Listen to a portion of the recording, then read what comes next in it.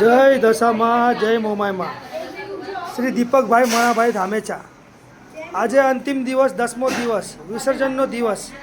સવારે પ્રભાતના પોરમાં 5 વાગે માના વિસર્જન માટે નીકળ્યા અને આ કુમકુમનો જો ઢગલી કરી અને થાર પર સાક્ષાત માના રજૂઆતવાળા પગલાં જો દેખાય છે.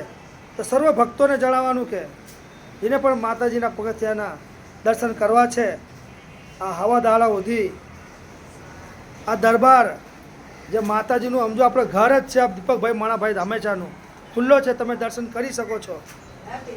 દીપકભાઈ, જય માતાજી. આજ મારા ઘરે 10 દિવસ દશામાના જે ભક્તિ શક્તિ અમારી થઈ એટલી કરી અને હવ નાત નેવાણુંને મારે કહેવાનું કે આજ મારા ઘરે દશામાના પગલાં આવ્યા અને સાક્ષાત દશામાં મારા ઘરે આવીને પગલાં પાડી ગયા.